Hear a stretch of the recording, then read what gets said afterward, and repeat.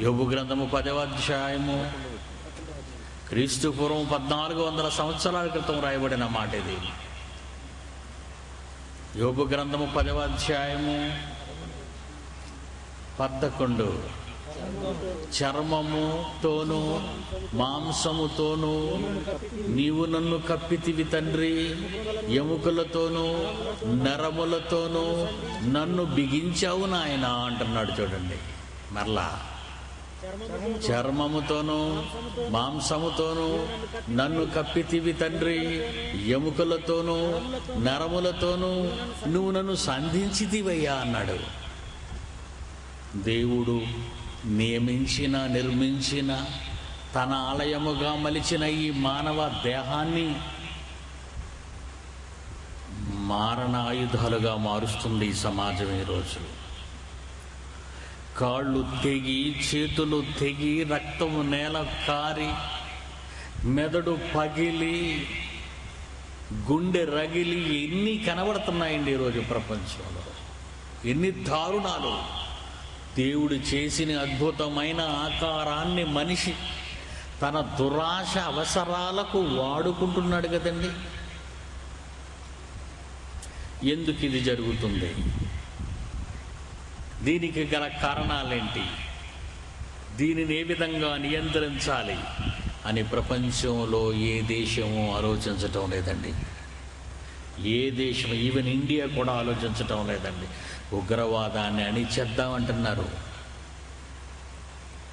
నక్సలిజాన్ని అణిచేద్దామంటున్నారు, ఫ్యాక్షనిజాన్ని అణిచేద్దామంటున్నారు. ఏది ఎక్కడ అణుస్తున్నారు?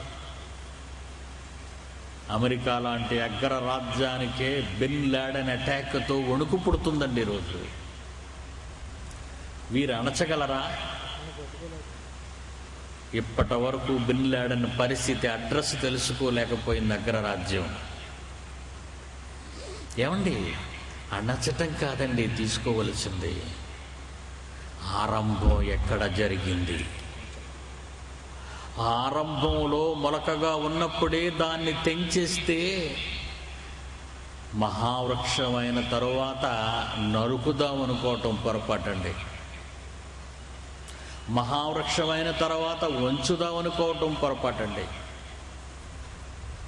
దేవుని పిల్లలారా, దేవుడు చెప్పిన మహాజ్ఞానాన్ని రాత్రి విందామా?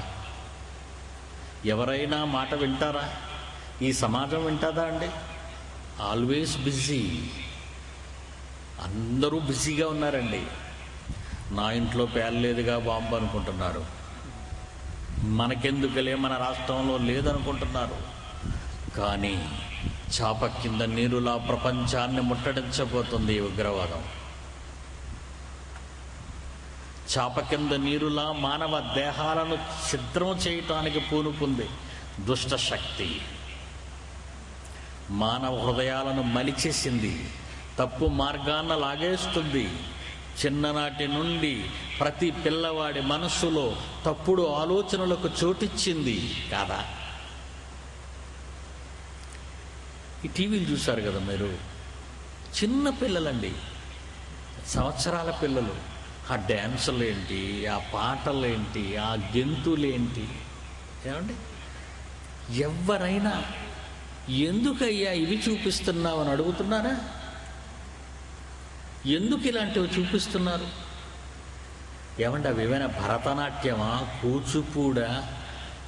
ఏమండి, ఏమైనా సాంప్రదాయ సిద్ధమైన భంగిమలతో కూడిన నాట్యమా అండి అది? సెక్స్, ఆ బిట్స్ అన్ని సెక్స్ బిట్లండి. సెక్స్ బిట్లు అంటారు వీటిని. అసభ్యకరమైన శరీర వస్త్రధారణతో అసభ్యకరమైన మానవ అవయవాలను బయట పెట్టుకునే దుస్తులను ధరించుకొని అసభ్యకరమైన భంగిమలతో చిన్న పిల్లలు మొదలుకొని పెద్దల వరకు కేవలము శరీరాన్ని ఆడించటమే కాదు, నోట పలికిన ప్రతి బూతు మాట ఇది తప్పు అని, ఇది ఆపేయండని ఎవరైనా అడగగలుగుతున్నారా? ఎవరండి నియంత్రించగలరు? ఎవరు దీనిని నియంత్రించగలరు?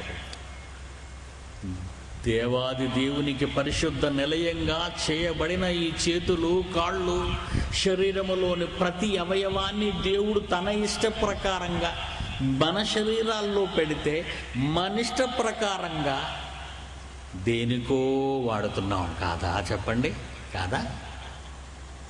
దేనికో వాడేస్తున్నాం వాటిని. పిల్లాడు టీవీ ముందు కూర్చుంటే ఏమైపోతాడో అని భయపడవలసిన తల్లిదండ్రులు పిల్లని తయారు చేసి స్టూడియోలోకి తీసుకెళ్ళి డ్యాన్స్, బేబీ డ్యాన్స్లో అవకాశం ఇమ్మంటున్నారండి. ఎంత సిగ్గుకరం! ఏమండి, బడిలో పాఠాలు లేవండి ఇప్పుడు, ఛానల్లో పోటీలు, లిటిల్ ఛాంప్స్ అట, ఏమండి, ఓల్డ్ ఛాంప్స్ అట, మిడిల్ ఛాంప్స్ అట. ఆహా, ప్రతిరోజు కదండి ఇవి. ఎంత దారుణం అండి ఇవి, ఎంత ఘోరం అండి. ఆ దరిద్రులు మీడియా వాళ్ళు, మళ్ళా అంటున్నాను, ఆ దరిద్రులు మీడియా వాళ్ళు కోట్ల రూపాయలతో ఛానల్స్ పెట్టుకొని ప్రజల మనసులను పాడు చేస్తూ చిన్ననాటి నుండి ముసలి వాళ్ళ వరకు దారుణమైనటువంటి దృశ్యాలను చూపించి తప్పుదారిన నడిపిస్తున్నప్పుడు బెటర్ సొసైటీ అని పేరు పెట్టుకున్న TV9 వాడికి బుద్ధుందా? లేదే. ప్రతి వాడికి టీవీ అంటే పిచ్చి కింది. మామూలు పిచ్చి కాదు ఇది, మద పిచ్చి, మామూలు పిచ్చి కాదు. దేవుని పిల్లలారా, ఈ సమాజం ఇక నిద్రపోతుంది. వాళ్ళ